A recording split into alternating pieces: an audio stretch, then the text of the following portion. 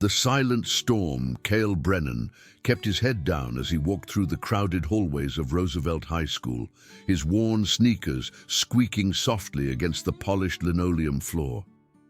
At first glance, he looked like the kind of kid who'd blow away in a strong wind, lean frame, messy dark hair that fell over his eyes, and clothes that hung loose on his small shoulders. He'd been attending Roosevelt for 3 months now, ever since his mom got transferred to this sleepy town in Ohio, and he'd perfected the art of being invisible. The cafeteria buzzed with the usual chaos of lunch period.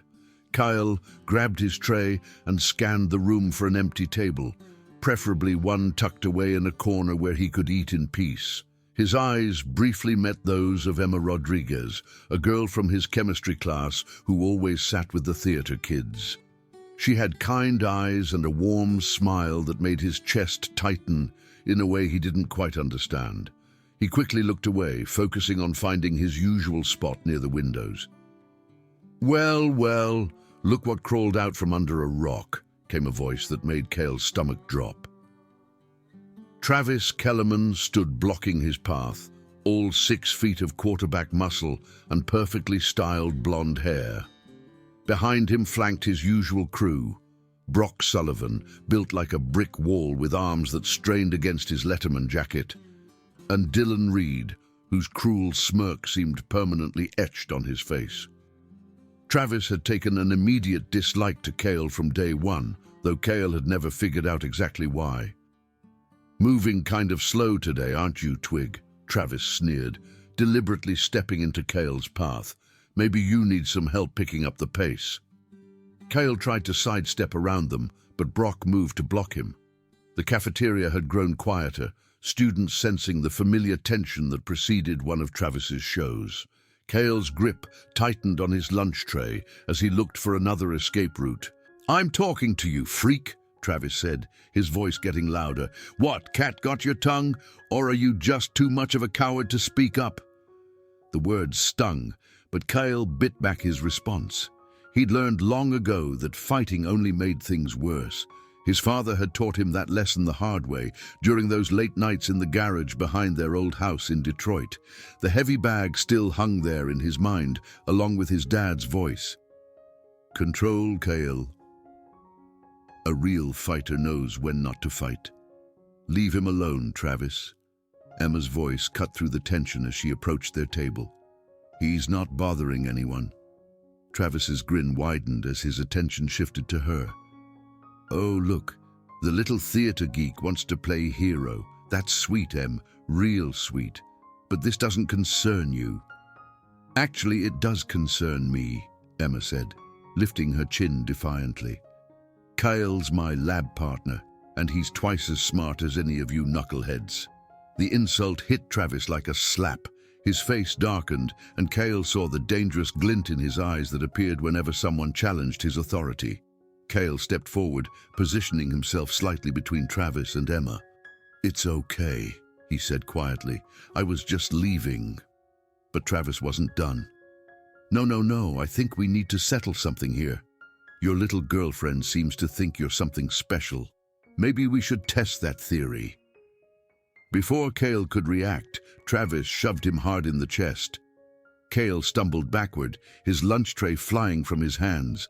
The plastic tray clattered to the floor, sending his sandwich and apple rolling across the linoleum as orange juice splashed across his shirt and jeans.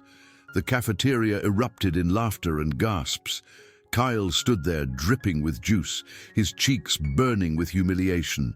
Every instinct in his body screamed at him to fight back, to show Travis exactly what 4 years of mixed martial arts training could do. His hands clenched into fists, muscle memory from countless hours of drilling combinations flooding back to him. But his father's voice echoed in his head. "The strongest fighter is the one who walks away." So Cale bent down, began picking up the scattered remnants of his lunch, and walked away as Travis's laughter followed him out of the cafeteria. That was just the beginning. Over the next few weeks, Travis and his crew made Cale's life miserable. They'd knock books out of his hands in the hallway, trip him on the stairs, and corner him in empty classrooms to shove him around. The worst part was how everyone else just watched. Teachers looked the other way, and students pretended not to see, all of them complicit in their silence. The harassment escalated after the homecoming game. Roosevelt had won, and Travis was riding high on his 3 touchdown passes. Kyle had made the mistake of walking past the victory celebration in the school parking lot on his way to catch the late bus home. Travis spotted him immediately. "Hey everyone, look, it's our favorite punching bag!"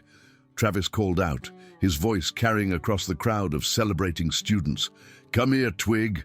I want to show you something." Kyle kept walking, but Brock and Dylan quickly moved to cut him off.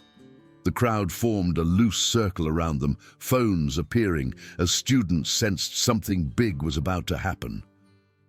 "I said come here," Travis repeated, his tone darker now.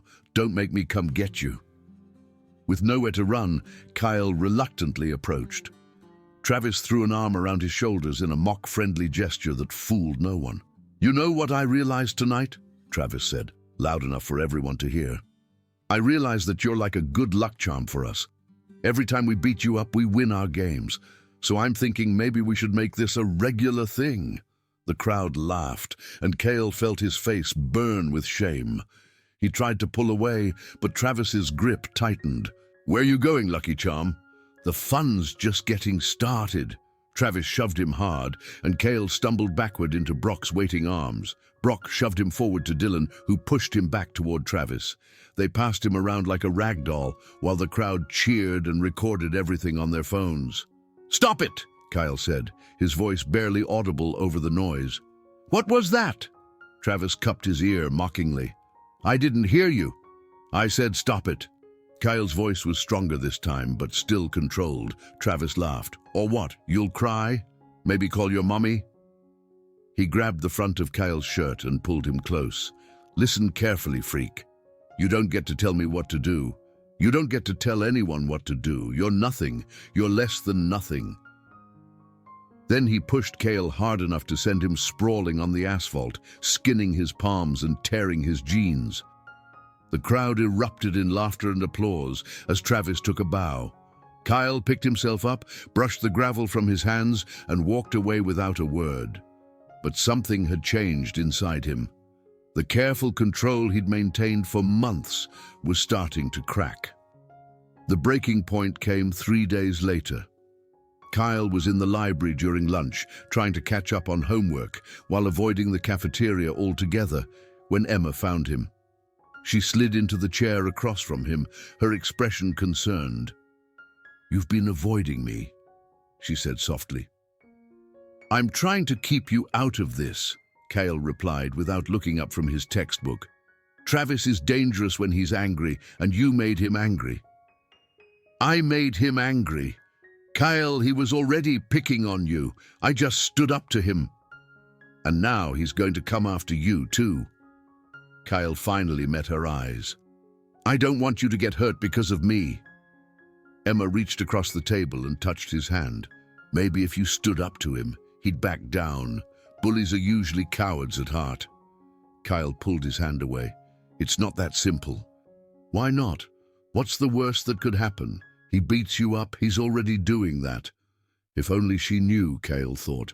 If only she knew that he could probably take Travis and his whole crew in a fight. If only she knew about the hours he'd spent learning to throw punches that could drop a grown man, kicks that could shatter ribs, submission holds that could put someone to sleep in seconds. If only she knew that the only reason he didn't fight back was because he was afraid of what he might do when his control finally snapped. "Trust me," he said quietly. "It's better this way." But the universe had other plans. The next morning, Kyle arrived at school to find his locker vandalized. Someone had spray-painted "loser" across the metal door in bright red letters. Students walking by pointed and snickered, taking pictures with their phones.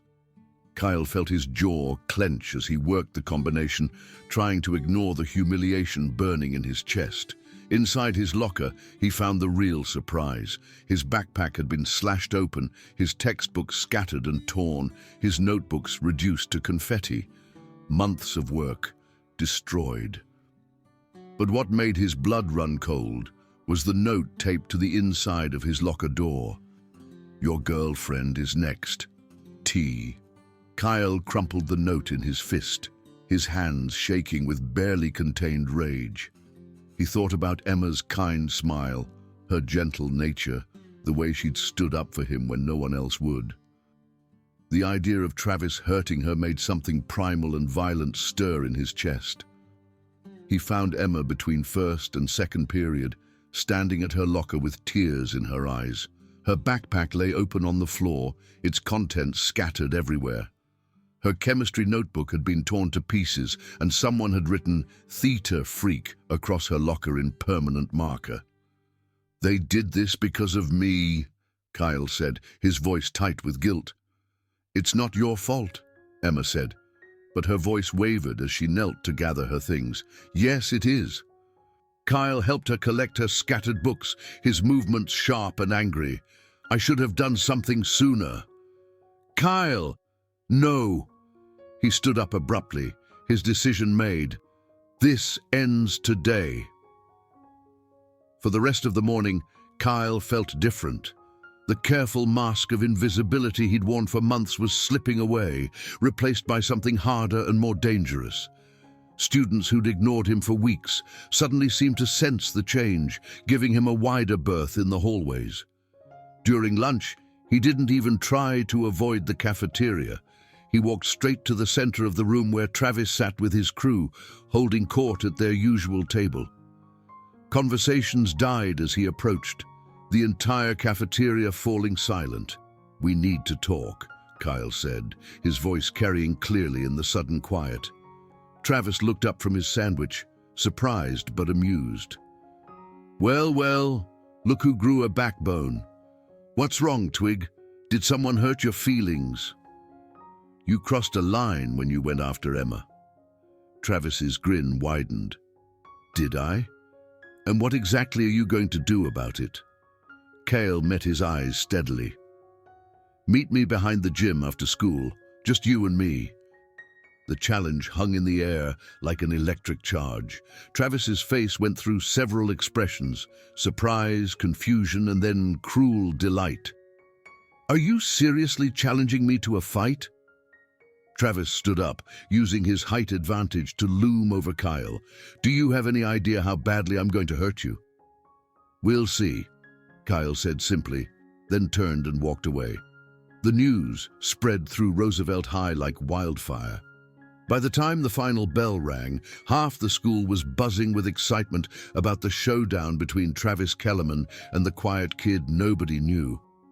Students streamed toward the gym, phones ready to record what everyone assumed would be a brutal beatdown. Kyle arrived first, standing alone behind the gymnasium in the fading afternoon light.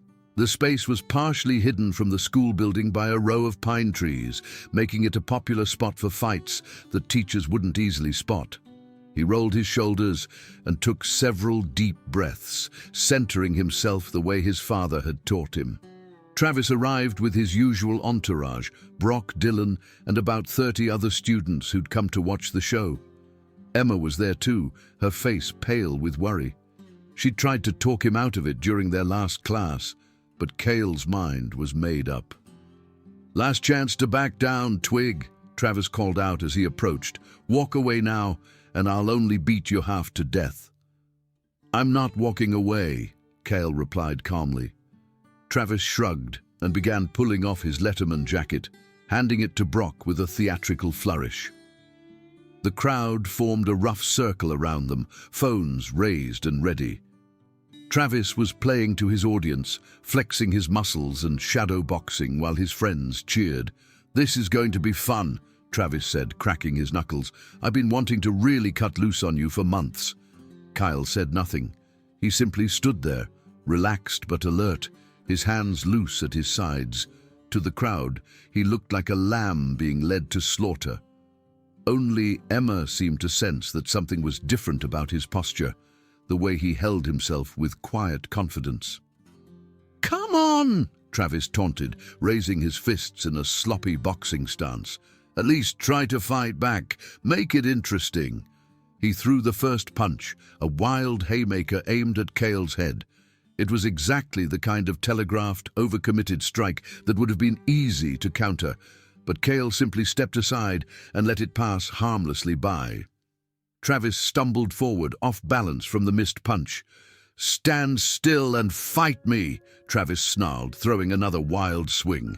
Again, Cale moved just enough to avoid the punch, his footwork smooth and efficient. The crowd began to murmur, confused by what they were seeing. This wasn't the brutal beatdown they'd expected. Travis grew frustrated, throwing punch after punch in increasingly sloppy combinations. Kyle dodged them all with minimal movement, never once raising his hands to block or counter. He was studying his opponent, reading his patterns, waiting for the right moment. "What's wrong with you?" Travis gasped, already breathing hard from his wild swinging. "Fight back!" "You sure you want me to?" Cale asked quietly. Something in his tone made Travis hesitate for just a moment. In that instant of uncertainty, Cale moved. His first punch was a short, sharp jab that snapped Travis's head back and broke his nose with an audible crack. Blood immediately began streaming down Travis's face as he stumbled backward in shock. "What the hell?" Travis began, but Kyle was already moving again. A lightning-fast combination to the body folded Travis over, driving the air from his lungs. As he doubled forward, Cale grabbed his shoulders and drove a knee up into his solar plexus. Travis dropped to the ground, gasping and retching. The crowd erupted in shocked gasps and screams. This wasn't what anyone had expected to see. The quiet kid they'd all dismissed was dismantling the school's star quarterback with surgical precision. Brock and Dylan rushed forward to help their friend, but Kyle was ready for them. Brock threw a clumsy punch that Cale caught and used to throw him over his hip in a perfect judo throw. Brock hit the ground hard, the wind knocked out of him. Dylan was smarter, trying to circle around behind Cale, but Cale spun and caught him with a spinning heel kick to the midsection that dropped him instantly. Within 30 seconds, all three of Roosevelt High's biggest bullies were on the ground, groaning and defeated. The crowd stood in stunned silence, unable to process what they'd just witnessed. Cale stood over Travis, who was still curled up on the ground, clutching his ribs. For a moment, the rage that had been building for months threatened to take over completely. He could end this right now. One more strike, properly placed, and Travis would never bully anyone again. His foot rose slightly, positioned for a devastating kick to Travis's defenseless head. But then he saw Emma's face in the crowd, her eyes wide with something that might have been fear. Not fear of Travis or his friends, but fear of what Cale might become in this moment. The realization hit him like a physical blow. He lowered his foot and stepped back. "It's over," he said quietly, his voice carrying clearly in the sudden silence. "All of it. You leave Emma alone. You leave me alone. You find someone else to pick on, or next time I won't hold back." Travis looked up at him through swollen, bloody eyes. For the first time since Cale had known him, the arrogant quarterback looked genuinely afraid. Who are you?" Travis wheezed. "Someone you should have left alone," Kyle replied. He turned to face the crowd, making eye contact with as many students as he could.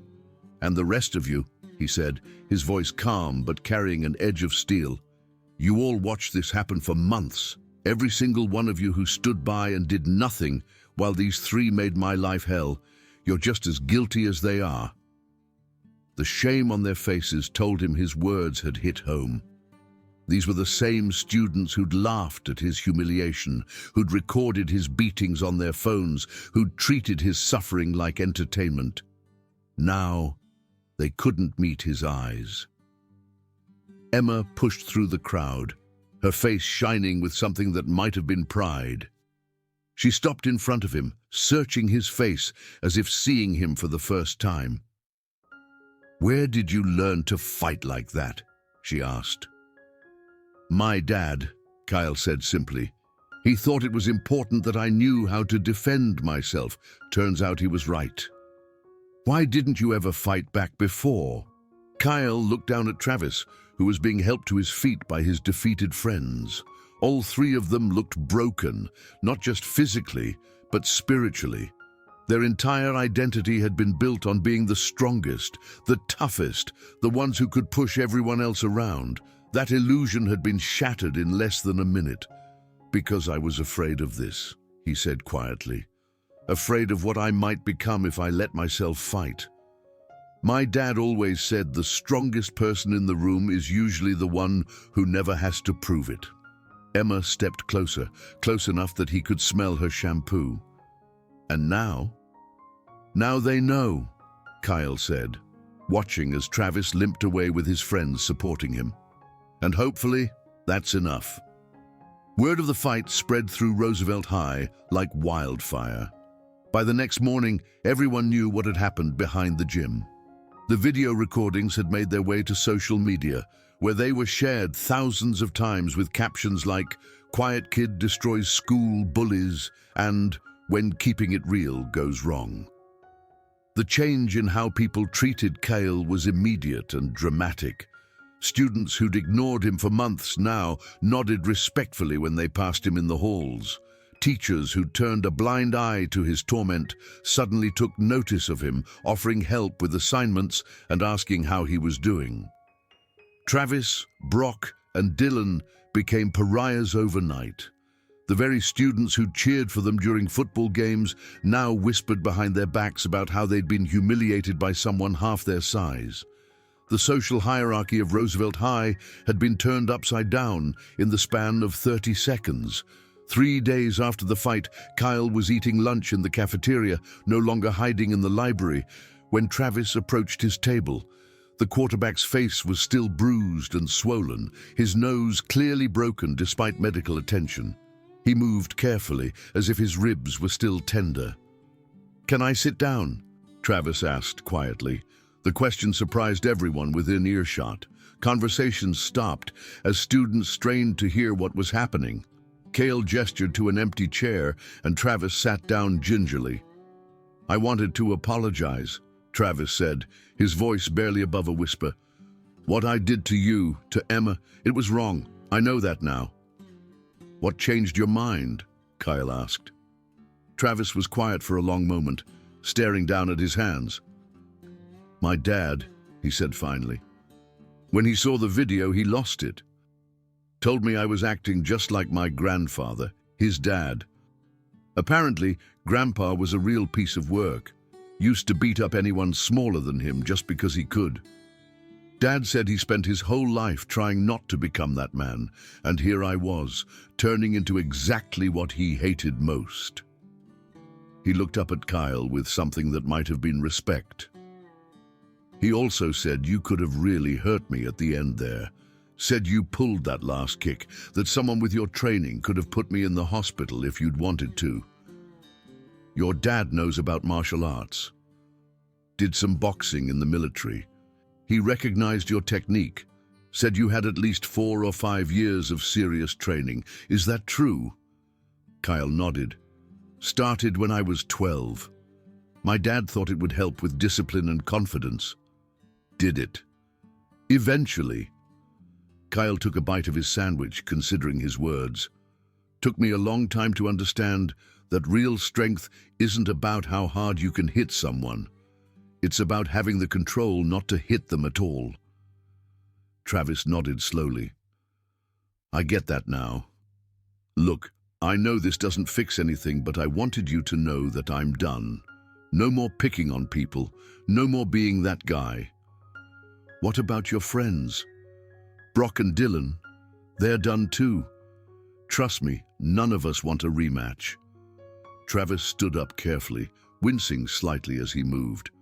"For what it's worth," he said, "you're not the guy I thought you were. I'm sorry it took me getting my ass kicked to figure that out." After he left, Emma slid into the chair he'd vacated. She'd been watching the entire exchange from her table across the cafeteria. "How do you feel?" she asked. "Different," Kyle admitted. "Like I can finally breathe again." "Do you regret it? Fighting back?" Kyle considered the question seriously. The old Kyle, the one who'd spent months absorbing punishment in silence, might have felt guilty about the violence, but that version of himself felt like a stranger now. "No," he said finally. "I regret that it took me so long. I let them hurt you because I was afraid of who I might become if I fought back. But sometimes you have to be willing to become the thing you fear in order to protect the people you care about." Emma reached across the table and took his hand. "And sometimes the person you become isn't as scary as you thought it would be." 3 months later, Roosevelt High had settled into a new normal. Travis had quit the football team, much to everyone's surprise, and was reportedly seeing a counselor about his anger issues. Brock and Dylan had also undergone dramatic personality changes, both becoming significantly quieter and more respectful to their classmates. The bullying problem that had plagued the school for years seemed to have largely disappeared. Not because of any new policies or interventions from the administration, but because word had gotten around about what happened when you pushed the wrong person too far. Kyle had become something of a legend among the student body. Though he wore the reputation uncomfortably, he still preferred to keep a low profile, still ate lunch quietly and did his homework in the library. But now it was by choice rather than necessity. The biggest change was his relationship with Emma. What had started as a friendship forged in shared adversity had grown into something deeper. She brought out the best in him, his kindness, his intelligence, his dry sense of humor that few people had ever seen. In return, he gave her a sense of security and protection that she'd never experienced before. On a Friday afternoon in early spring, they sat together on the bleachers watching baseball practice. Emma was reading lines from the school's upcoming production of Romeo and Juliet, while Kyle helped her practice her blocking. "Do you ever wonder what would have happened if you hadn't fought back?" she asked during a break in their rehearsal. "Sometimes," Kyle admitted. "I think about who I might have become if I'd kept letting them walk all over me. Probably would have gone through life being afraid of my own shadow. And now I know that I'm stronger than I thought I was, not just physically but mentally. I survived months of hell without losing who I am at my core. That's worth something." Emma smiled and leaned against his shoulder. "My dad always says that courage isn't about not being afraid. It's about being afraid and doing the right thing anyway." "Smart man. He wants to meet you, by the way. Keeps asking about this mysterious boyfriend who turned out to be some kind of martial arts master." Kyle laughed. "I'm not a master of anything. I'm just a kid who finally stood up for himself." "Maybe," Emma said, "but you're also the kid who could have seriously hurt those guys and chose not to. That says something about who you are." As they sat there watching the sun set over the baseball diamond, Kyle reflected on how much his life had changed.